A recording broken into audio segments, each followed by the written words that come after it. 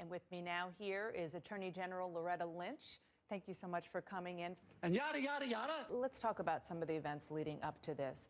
The owner of the gun shop where the Orlando killer tried to buy level 3 body armor, bulk ammo, several weeks before the shooting.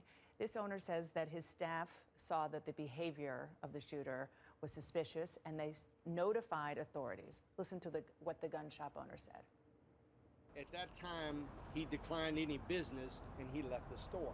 We had no link, no contact. We didn't know who he was, but we did contact authorities and let them know we just had a suspicious person that was in here, which we have been in regular contact with them. And anytime any event happens, we reach out immediately. And there was nothing that would come of it. So why wasn't more done by the authorities to follow up on those suspicions that were reported? Well, as the gun shop owner indicated, during the course of an unrelated investigation, they were speaking with authorities, and in the course of their discussions, they did provide information about this individual, whom we now know to be the Orlando killer, coming into their shop to talk about purchases. As was noted, because no purchases were made, no ID was gathered, no identifying information was available beyond the information which was recorded and which was kept.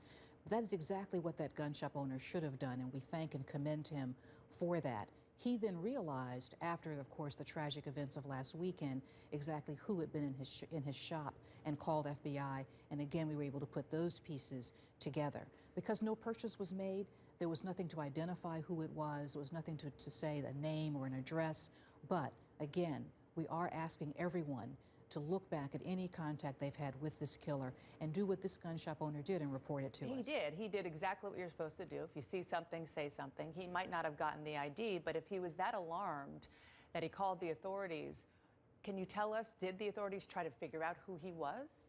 Well, what I can say is that this is all part of the investigation that is ongoing now. Everything that we're learning about this individual is being looked at, is being reviewed. All of the FBI's contacts with the killer over the past years are being reviewed. We're going back and scrubbing all of that. All of the FBI's contacts with the killer over the past years are being reviewed. We're going back and scrubbing all of that. All of the FBI's contacts with the killer over the past years are being reviewed. We're going back and scrubbing all of that. All of the FBI's contacts with the killer over the past years are being reviewed. We're going back and scrubbing all of that.